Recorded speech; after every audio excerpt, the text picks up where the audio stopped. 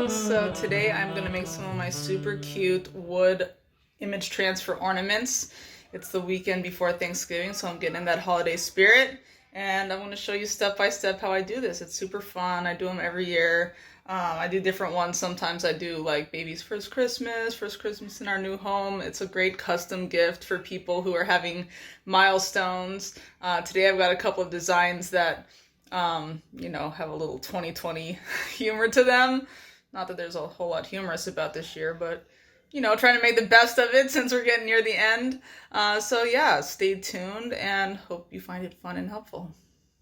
All right, so here's all the stuff you need. I've got this Liquitex gel medium, which is what I use to transfer the image onto the wood.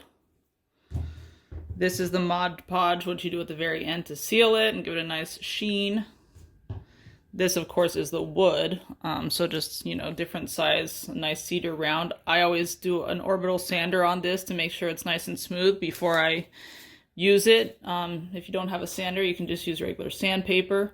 This is a step we'll get to later on. I'll show you. These are my images I'm going to use for this.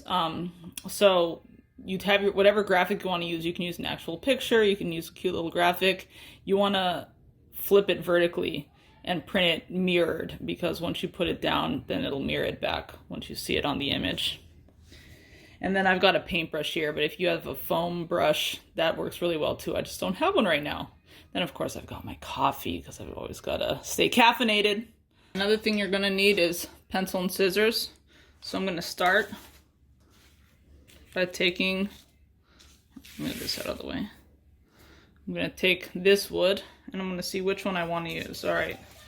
I think I'm going to start with one of these cute little ones. I'm just going to trace that. I'm going to cut out that shape.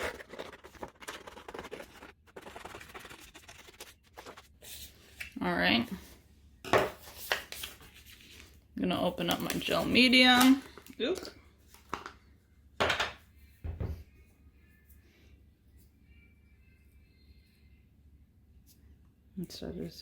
Okay, so I'm going to go ahead and take some of that and make sure I do a nice even coat on there. You don't want it too thin or too thick, but evenness, that's the key. Again, a foam brush works really well for this. I just don't have one right now. All right, now I'm going to go ahead and I've got my graphic here. I'm going to press it down.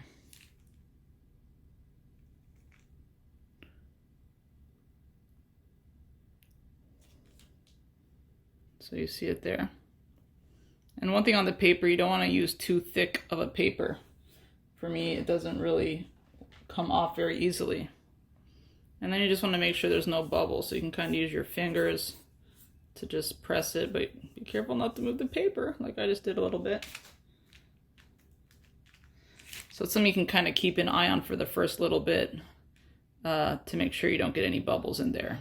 While it's still wet, you can still press them out. You can use a credit card or some, hard thing to, sometimes I just use maybe the lid of one of these things to press it out. Okay. All right, so I leave those usually overnight, but you definitely want at least several hours. All right, so now I've got that waiting there. So you can see here I've had these ones here under this cloth waiting. So that's the thing, you want to leave them once they're ready, after they've set for at least several hours, ideally overnight.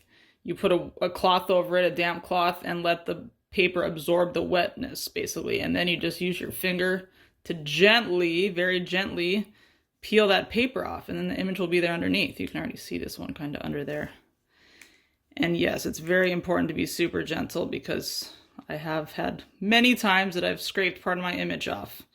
That does happen sometimes. If you have any tips to get that to not happen, I would love to hear them in the comments. This is a cute little Santa train. These make great gifts. I love giving them out. I put my kids' pictures on them for grandparents, but I like doing these little graphics too. So once it starts to get, I have my water here. Keep it damp. Just kind of keep blotting it. Make sure it's damp enough, because if it's not, that is what can give you some ripping.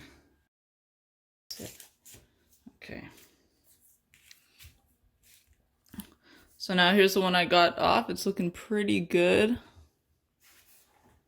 You can see there's not too much paper remains on there, but usually I let it dry a little bit, because a lot of times there'll be a tiny bit you might not see while it's still wet, but once it dries you can see that tiny bit. So I don't know if you can see that, but like there's a little bit of stuff there. So I'm just going to use my cloth to get that a little bit wet again. Scrape that last bit off.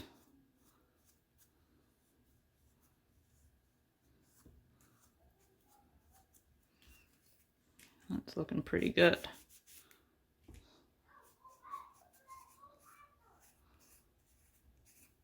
Cute little train. All right, so now that that's looking good, I'm gonna take the Mod Podge and seal it up.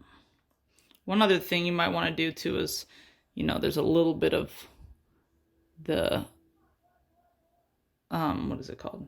A little bit of the gel medium that kind of gets around the edge. You can try to kind of scrape that off with your finger. But you just want to be careful not to get the bark off, because that looks pretty too.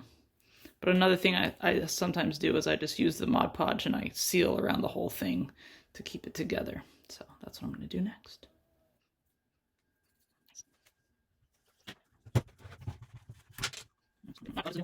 I got this at Target, but definitely you can get all this stuff at Michael's or on Amazon. If you have a local craft store, definitely suggest you go there and support small businesses. Instead of these conglomerates, they certainly don't need it right now like the small businesses do. All right. So I'm just going to take a little bit of the Mod Podge and brush that on there. And if you've never used Mod Podge before, it looks white right now, but it'll dry clear. So that looks pretty good. I went all the way around the edges. So it'll seal up nice, and there you go. Let that dry for a couple hours, and then I'll put a hole in there with a drill bit and put a little ribbon, and it'll be ready to hang on the tree. I'm gonna put the hole right here. So right about there on the back. So that's what I'm aiming for. So I'm just gonna kind of hang it over the side of the table here and go for it. And I put my arm down here to kind of give it the weight. I'm going to use an 1/8" drill bit. Whoa, what? Watch out, bud. Mama's got a drill.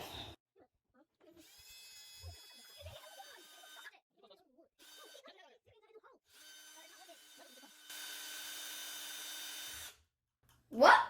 And I switch it. Boom. There it is.